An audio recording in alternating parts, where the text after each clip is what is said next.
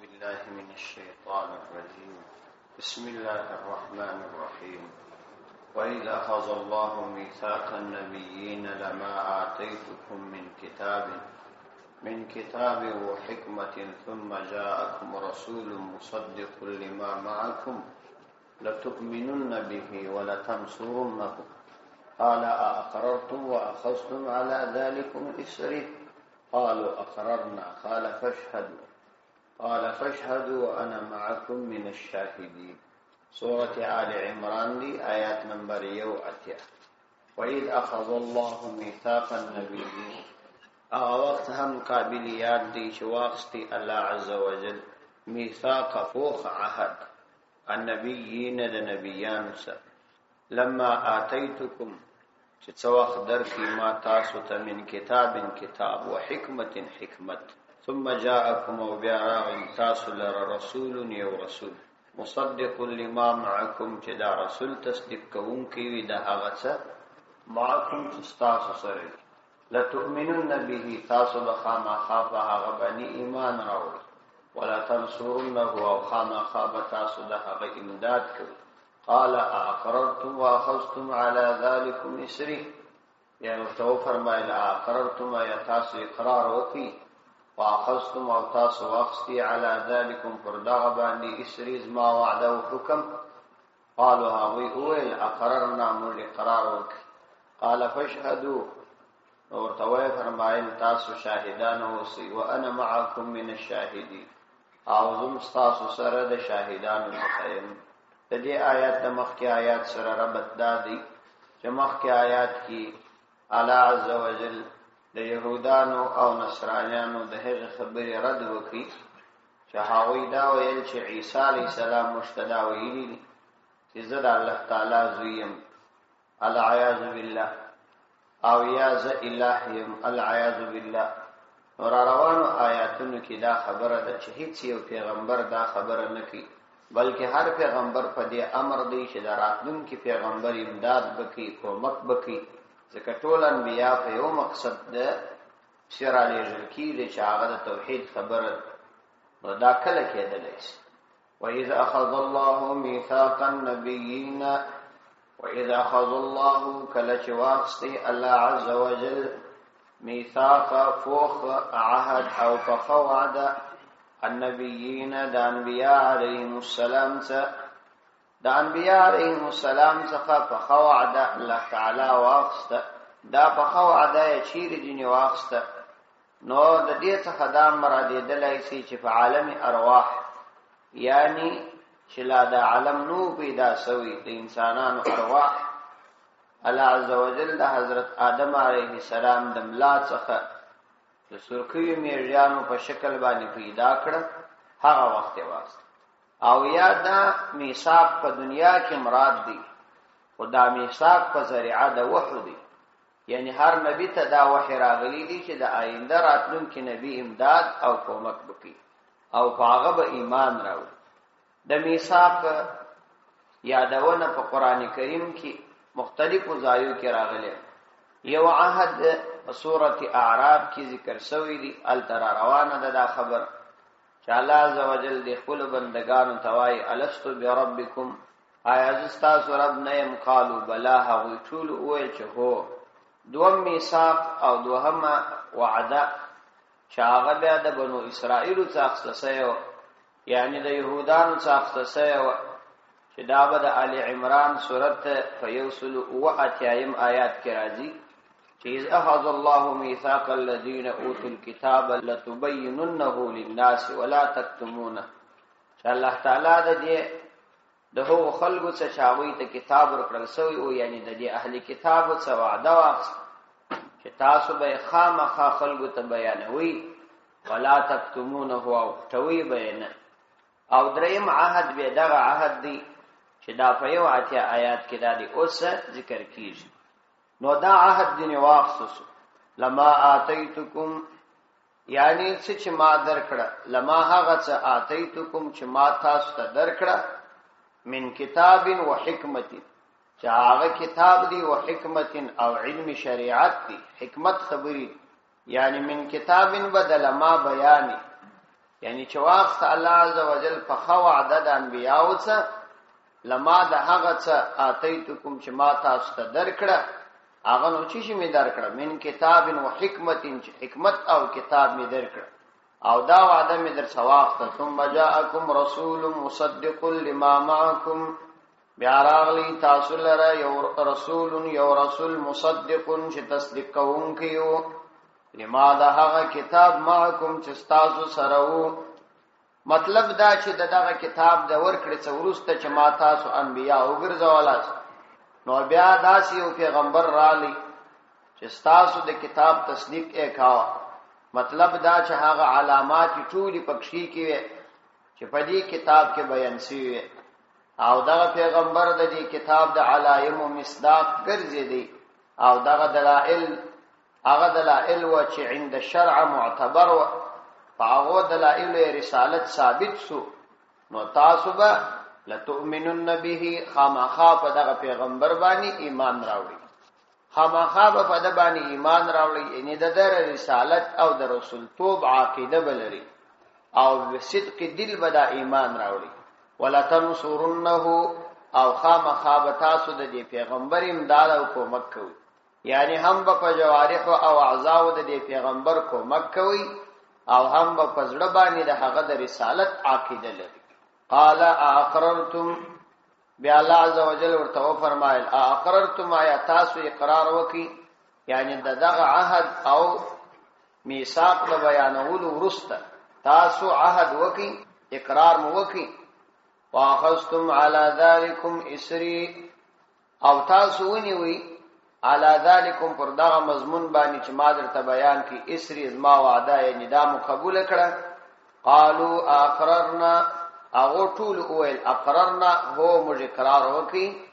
او موږ دا وعده وکړل چې موږ به د پیغمبرانو چې هر څوک راځي امداد او کومک کوو قال فاشهدوا نو الله عزوجل ورته فرمایل چې تاسو گواه اوسئ سره د اقرار پر دغه عهد وانا معكم من الشاهدين وانا معكم استاذ سره من الشاهدين د گواهان سره یعنی پر دې باندې چې اطلاع او علم ور باندې لرم پر دې واقعا باندې او په دې باندې بزګوا او شاهد اوسیر نو یو اړ په دې د انبیاء علیهم السلام سي قرار واخستي او بیا یې پر دې قرار باندې شاهدان وګرځو وجه دا ده چې د شاهدی څخه ګرځیدل دا چندان څوک نه کی پر یو شي شاهد سي او بیا دې انکار وکړي البته دې قرار سره انکار کیږي نو ځکه دې قرار سره سره شاهدی مربانی وکړل تر سوچ د ګرځیدلو هیڅ احتمال پیدا نشي ولی په اقرار کې کوي سړی شخصي منافع او اغراض ولري نو بیا به وکی کنه د اقرار سره ډیر وخت سړی مخ اړي اوس په دې کې بیا د علماي کرامو د مفسرینو یو اختلاف را نقل شوی دی چې دغه وعده او دغه میثاق الله عزوجل چې د انبیاء علیهم السلام څخه دا د کوم پیغمبر په ارتباط دی واست نو پدې کې د حضرت علی رضی الله عنه او حضرت عبد الله ابن عباس رضی الله عنهما داوی کول دادی چې د نبی کریم علیه السلام په ارتباط دی واست چې تاسو به چې پیغمبر علیه السلام راغلی نو تاسو به هغه باندې ایمان لري داغه پر رسالت باندې او تاسو به امداد او نصرت چنانچه علما وایي چې د دې څخه دا معلومه سول چې نبی کریم علیه السلام یوازې دا نه شي د دې اخیر الزمان امت لپاره پیغمبر دی لکه څنګه چې نبی الامت دی داسې نبی الانبیاء هم دی او پیغمبر علیه السلام د همغه وخت څخه چې انبیاء علیهم السلام تعالی نبوت ورکاو د آدم علیه السلام د سلسله څخه رانیولې تر نن پورې پیغمبر علیه السلام رسالت دا ثابت چنانچه حدیث کې راځي سندن سے ضعیف دی پیغمبر علیه السلام فرمایي كنت نبيا والآدم بين الروح والجسد آدم علیه السلام د جسد او روح تر مابین هغه وخت له هم ماته نبوت راکړل شوی پیغمبر علیه السلام فضیلت د دې ځای څخه معلومیږي او دا چې د پیغمبر علیه السلام نبوت دا نبوت عامه او شامله دي او ټول انسانانو ته او ټول زمانو ته شامل هم ټول انسانانو ته او هم ټول زمانو ته شامل او پیغمبر علیه السلام فرمایي لو کان موسی حیا لما وسعه الا اتباعي موسی علیه السلام ژوندی وای او ما زمانہ پر راغلی وای نو هغه ته به یوازې زما اتباع وای د بل چا اتباع ورته جایز نه وای او عیسی علیه السلام چې راځي نو هم بزما د شریعت او د احکام مطابق تاسو په دین باندې امر کی سره د دې چې د هغه د خپل نبوت درجه پر ځای پاتره نو د دې څخه د سید عالم صلی الله علیه وسلم ډیر لوړ شان او ډیر لوړه مرتبه بیانېږي طاووس او قتاده او حسن بصری رحمت الله علیهم بیان نقل کړي دي چې د دې څخه مراد هر پیغمبر دی یعنی هر پیغمبر باندې دا لازمي و چې د راتلونکي پیغمبر امداد وکړي او پر راتلونکي پیغمبر به ایمان سوال دلته دا پیدا کېدلای شي چې پیغمبر علیه الصلاۃ والسلام خو ښکارا خبره و چې اخر الزمان پیغمبر ورسته راتلی نو د دې انبیاء علیهم السلام څخه دا وعده او اقرار ولې اخسته کېدی ولې یو شی چې یقیني او قطعي معلومي چې دا به ورسته راځي او زما زمانه کې نه راځي نو بیا د اقرار او د عهد فائدہ څه وي ځکه دا په هغه صورت کې وی چې دا امکان وي چې تا په زمانه کې راشي نو پیغمبر علیه الصلاۃ والسلام خو دا یقیني و چې د دې په زمانه کې نه راتلی ولې الله تعالی ته په دې علم وو جواب دا دی چې اصل کې د انبیاء علیهم السلام د درجاتو د بلندی د پاره الله عزوجل په دې دا قید او دا شک شي شو دي او دې اقرار وکړي ولی یو سړی چې د نیکی عزم وکي ولو که نیکی ونه کې نو ثواب وي نو الله عزوجل په دې دا عزم او قصد وکي ولو کې د پیغمبر علیه السلام زمانہ پیدا نکړه خو دغه عزم او قصد په خاطر باندې کامل ثواب حاصل فمن تولى بعد ذلك فاولئك هم الفاسقون فمن تولى او څوک چې مخواړوي د امتیانو څخه بعد ذلك ورسته تر دغه عهد ورسته در دې عهد چې انبیاء علیهم السلام څخه لا هم افضل سویو فاولئک نو دغه امتیان هم دوی الفاسقون فاسقان دي فمن تولى دې ترجمه بداسي کوي چې هغه څوک مخ واړي د امتیانو څخه انبیاء علیهم السلام خدای عهد مخ نه اړي امتیانو څخه څوک واړي او یادا چې دا فمن تولى کې چې ضمیر انبیاء او تراجیس چې څوک وخت واړي بعد ذلك د دې نورست نو هغه فاسقان و دا من چې دی دا شرطیه دي او وجود د شرط دا نه دی مستلزم تحقق لره د مشروط تحقق لره د مشروط دا نه دی شرط دا بخار خنوس کوټه تحقق لره د شرط د مشروط دا نه دی موافق لازمی او مستلزم مطلب یې دا دی چې شرط خو بخشش ودل شي خدا نه د لازمی چې خامخا د مشروط راځي که سړی یو چاته دا وایي د مثال په توګه چې کچیر ته پلاني ځای ته ولاړې نو زبستا سره دا کوم نو اوس پلاني ځای ته تلل خو په دې خبره نه لازمي خامخا به هغه کار بس کیږي دې کته ولاړې نو داسې بکیر نو کېدلای شي هغه نشي ولاړ نو بیا نه کیږي نو دلته هم کچا مخ واړوي نو هغه د فاسقانو نو انبیاء علیهم السلام په مخ نه اړي ځکه نو کچیر دغه ضمیر د تولا و دوی تراجیسی نو بیا هم ترجمه نه غلطی ومن تولى بعد ذلك فاولئك هم الفاسقون ومن هغه څوک تولى چې مخ واړي د دې امتیانو څخه بعد ذلك ورسته در دي عهد چې د انبیانو څخه لا هم د عهد اخذ سوی فاولئك هم الفاسقون فاولئك فصدق خلقهم دوی الفاسقون فاسقان دي یعنی د حق وتلی افغیر دین الله يبغون وله اسلم من في السماوات والارض طوعا وكرها واليه يرجعون افغیر دین الله آیا ما سوا د الله تعالی د دین يبغون دوی تلاش کوي وله اسلم حال دا چې له دا الله عز وجل اسلم فرمان بردار سوی دی من فی السماوات هغه چې په اسمانو کې دي والارض او چې په مځکو کې دي طوعا فخش وكرها فناخشی والیه او خاص دا الله عز وجل یرجعون دوی ګرځول کیږي افغیر دین الله د دې ځای څخه د الله تعالی د دین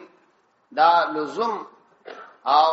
اهمیت بیانې چې د الله تعالی د دین نه بغیر بل هیڅ دین د الله تعالی په دربار کې مقبول نه دی. نو یو سړی د الله تعالی د دین نه ما سوا باید بل دین انتخاب نکړي. یعنی د دې دین په اړه چې د اسلام دین دی په دې باندې چې کوم عهد اخستل شوی دی د دې تبعیت په هیڅ صورت کې مخ وانهړي، ځکه چې انبیان پر دې باندې مکلف ګرځول شوی دي چې هغه باید دغه دین پابندي کوي او در روان پیغمبر اتباع او د هغه باندې به ایمان لري. افغیر دین الله یبغون، افغیر دین الله آیا ما سوا د الله تعالی د دین یبغون دوی تلاش کوي، وله حال دا چې د الله تعالی دومره لوړ شان دی، له اسلم من فی السماوات چې فرمان بردار دی الله عزوجل لره من هغه ټول کائنات مخلوقات په السماوات چې په اسمانو کې دي، والارض هغه ټول چې په مځکه کې دي، والارض چې په مځکه کې بعضی داغو طوعا فخوشی باندې د الله تعالی فرمان بردار دي، وکرهن او بعضی فناخوشی، و الیه یرجعون، و الیه او دغه الله عزوجل لره خاص یرجعون ګرځول کیږي دی د قیامت په ورځ باندې چې په دې وخت کې به بیا مخالفینو ته سزا ورکول کیږي او موافقینو ته به بیا نعمت او بدله ورکول کیږي. په دې آیات مبارک کې الله عزوجل د اسلام د دین اهمیت بیان چې دا اسلام د زموږ د خاصه جوړ شوی قانون دی او تاسو ته مدرسته او تاسو د اسلام د دین پابندي وکړي او مخالفت یې مکو، ځکه چې د اسلام نه مکمل سوا به تاسو د یو قانون مراعات کوي نو هغه قانون به د بندگانو د خوا جوړ او یا به هغه جمادات ته عبادت وي، یا به انسانانو ته عبادت وي، یا به حیوانانو ته عبادت وي، یا به چرپایانو ته عبادت وي. په هر لحاظ باندې دغه عبادت دا به د چا د طرفه جوړ شوی قانون، نو کوم قانون چې د کوم چا د طرفه جوړ شوی وي هغه قانوندان او هغه مقنن ته قتل کیږي چې دا قانوندان او دا مقنن څوک دي. نو ښکارا خبره ده چې څومره هوښیار او پوهی دومره خلک د هغه د قانون اتباع کوي. نو د الله عزوجل شان خو تر ټولو کائناتو تر ټولو بلند دی، ځکه الله عزوجل هغه ذات دی چې په اسمانونو کې د هغه قدرت او نظام دی، په مځکو کې هم قدرت او نظام دی. نو عقل هم د دې تقاضا کوي چې د الله عزوجل دین او قانون باید مختار شي، ځکه الله تعالی په ټولو قادر دی او الله تعالی په ټولو باندې علم لري. نو د غیر قانون ته رجوع کول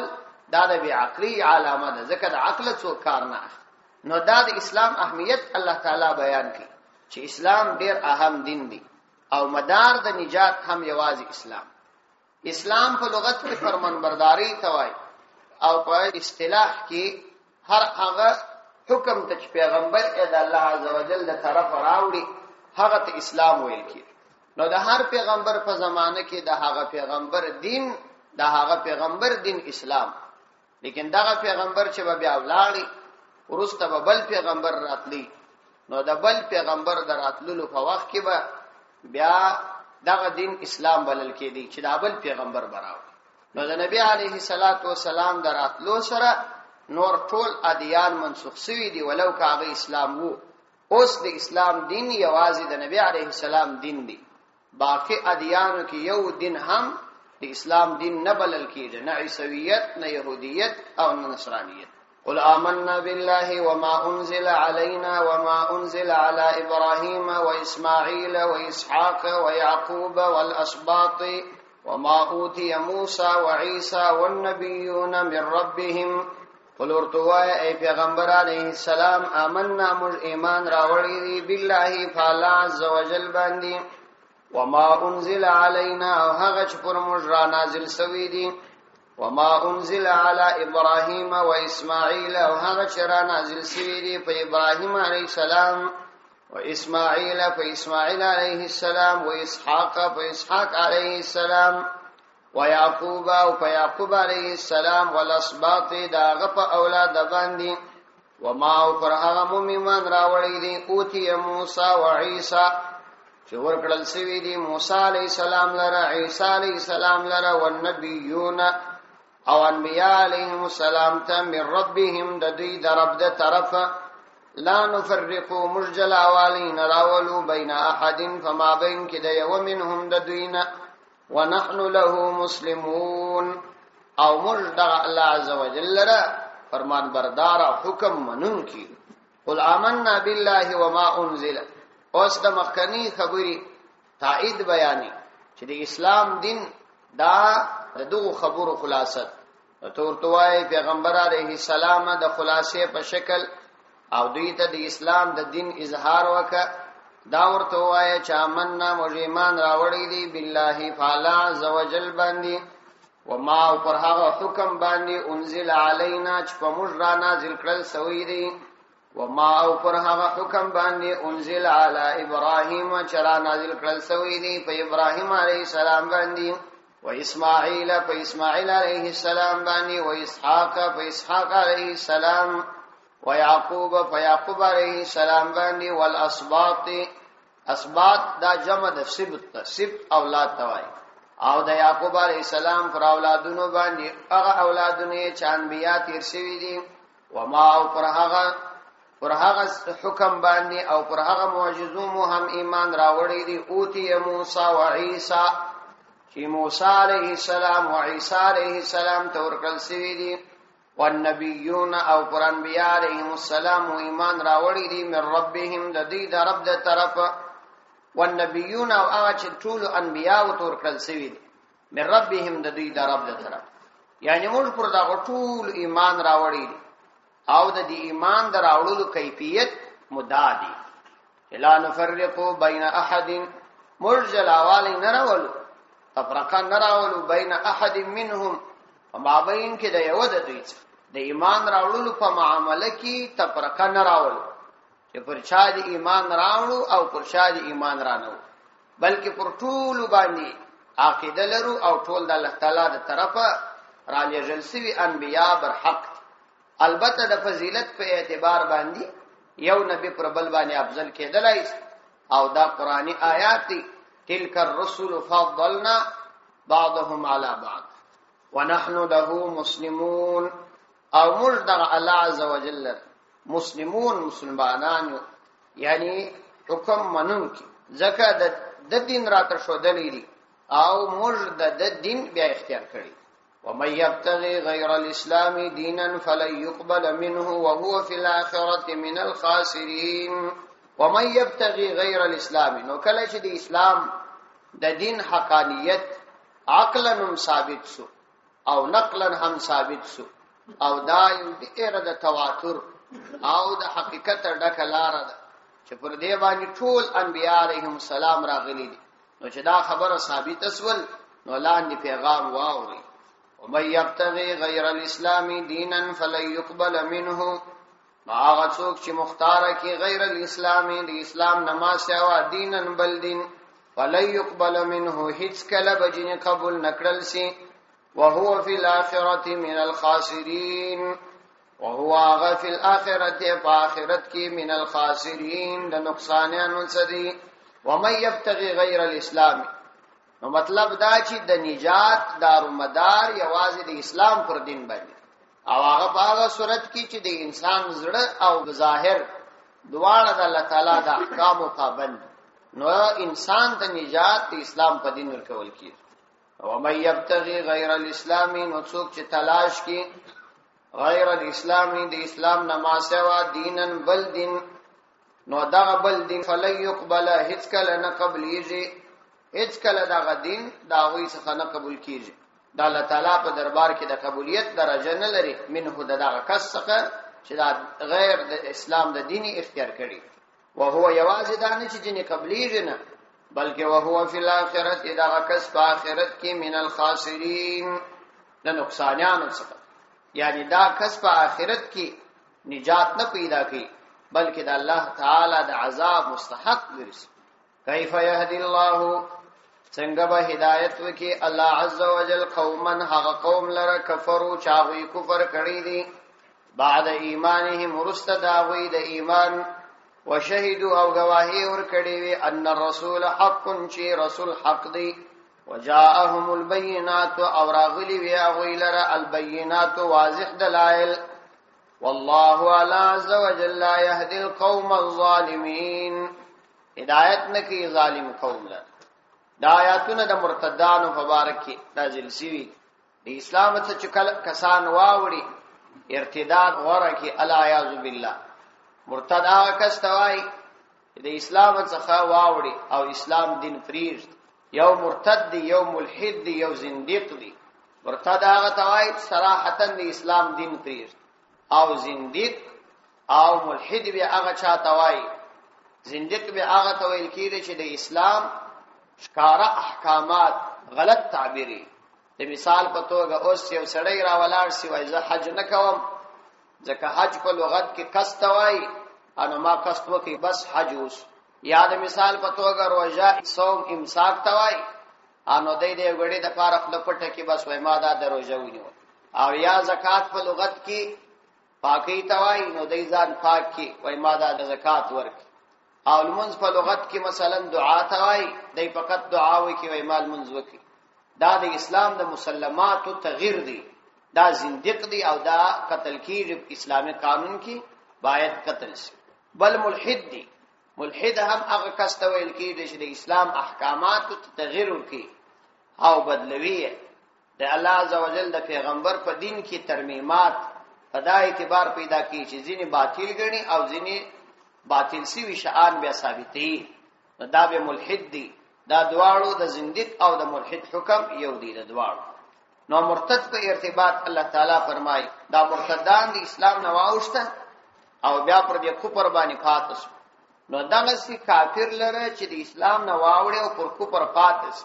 هدایت نه کیږي نو دی به ویل چې دا اوس چې موږ د اسلام اوښتیو دا دعوه به کول چې دا الله تعالی موږ ته هدایت کړي نو د دوی د مزمت او بدی سره سره د دوی د دغه خبرې رد ام پر روانو آیاتو کې کی یو خو ارتداد د خدای د دین او شتل ډیر لوی ګناه ده او بل دا خبره چې دی وای کوم د الله د دین او شتي ارتداد مو کړی دي دا اصلي الله تعالی موږ ته د هدایت اراده کړې ده دا به تراغله غلطه یعنی اول د هغه مرتدانو بیان دی چې پر کفر قائم پاتې شو او دا کفر یې بیا هدایت ګڼي ځکه د دې عقیده او دعوه چې الله تعالی اوس مشته هدایت وکړي نو په دې آیات کې د دې د مزمت سره سره د دې خبرې نفي هم فرمایي کیف یهدی الله څنګه به الله تعالی هدایت وکړي قوما هغه قوم لره کفروا بعد ایمانهم چاوی کافران ګرځیدلی بعد ایمانهم د ایمان نه ورسته یعنی د ایمان نه ورسته کافران په پزړې کفر اختیار کړي وشهدوا او ورسته تر دې چې دوی شاهدی ور کړي و فجوابان ان رسول حق ش رسول علیه السلام حق دی یعنی دعوت رسالت یې هم کړي و چې دا رسول صلی الله علیه وسلم په دعوت رسالت کې چې د کړه دا حق دی د دین ورسته دی کافران سوي وجاءهم البينات او دوی کو پر اختیار کړي ورسته تر هغه چراغله و دوی لره البينات واضح دلائل پر حقانیت د اسلام نو دغه کسانو ته بڅنګ الله هدایت وکي یعنی دغه عمل بڅنګ د هدایت عمل وبلل سي دغه کفر او ارتداد ته دې معنا دا نه ده چې الله تعالی و چاته هدایت نکي بلکې مطلب دا دی چې دغه ارتداد بڅنګ هدایت وبلل سي دا هدایت نه بلل کیږي والله لا يهدي القوم الظالمين الله عز وجل هدایت نکي القوم الظالمين ظالم قوم لره یعنی په حالت د ظلم او کفر کې واقع وي او رجوع حق ته نه کړي نو هدایت نه نصیب کیږي هدایت په هغه وخت نصیب کیږي چې رجوع راشي که رجوع رانسي نه نصیب کیږي نو والله عز وجل لا يهدي هدایت نکي القوم الظالمين داس قوم ته ظالم وي نو مطلب داسو چې کوي په يهدي قوما د دې مطلب دا نه دی چې الله تعالی چاته هدایت نکي بلکې مطلب دا چې دغه حالت د ارتداد دا حالت د هدایت نه دی کدی وای چې دا حالت د هدایت دی دا د هدایت حالت نه دی اولئک جزاؤهم ان عليهم لعنه الله والملائکه والناس اجمعين اولئک دغه خلق جزاؤهم داوی جزاء ان عليهم لعنه الله چې یقینا فاغوی باندې د الله تعالی لعنت دی والملائکه د ملائکه لعنت دی والناس اجمعین او د خلق دی اجمعین د ټولو دا خلق شي دي چې په ارتداد کې واقع او دوی د خپل ارتداد هدایت بول چې دا ځینې خلک د کافرانو امداد وکړي دا وی ملګری شي د کفر په نظام باندې خوشاله شي نو دا خلک په ارتداد کې ولوي دا مرتد شي او بیا دی ارتداد ته هدایت وای ځانونه پر حق باندې غني الله عزوجل وای دا هیڅ کله نشي کېدای اولئک جزاؤهم ان علیهم لعنت الله دا مرتدین دا خلق دي چې دا وی جزا به داوي چې پر دوی به لعنت وي د الله تعالی په دې دنیا کې والملائکه د ملائکه ولعنت به ور باندې والناس د خلق باندې به چې د نیکان خلق دي د دې ور باندې لعنت وي اجمعین غرض د ټول انسانانو ور باندې لعنت وي او لعنت وايي بعد د الله د رحمت څخه مطلب دا چې دا خلق به د الله د رحمت څخه لري وي او د الله تعالی په نافرمانی کې به واقع وي اغه لعنت به هم داسي وي چې خالدین فیها دوامدار به دوی په دې لعنت کې وي لا يخفف عنهم العذاب ولا هم ينظرون لا يخفف نبکم کړل کېږي سپکړل کېږي بنا عنهم د دوی څخه العذاب عذاب به د دوی څخه نه کم کړل کېږي ولا هم ينظرون او نه به دوی لره مهلت ورکول کېږي یعنی چون کې دا لعنت دا اثر د جهنم دی څوک چې لعنتی سنو د جهنم مستحق وګرځي نو حاصل یې جهنم دی نو بدی په جهنم کې د همیشه د پاروي التب عذاب نور باندې کمی او نه بدی ته د جهنم ته د داخلي دوه مخ کې تر یو ټاکلي مودې پر مهلت ورکول کیږي او دا لعنت به هم داسې وي چې خالدین فیها په دې لعنت کې به همیشه وي او لعنت چون کې اثر د جهنم د عذاب دی حاصل جهنم راوزین ولا يخفف عنهم العذاب نو نه بکم کړل کېږي عنهم د دوی څخه نه بس پکړل کېږي د دوی څخه العذاب عذاب ولا هم ينظرون او نه بد داخلي دو مخ کې دوی لره مهلت ورکول کېږي تر یو مودې پورې صدق الله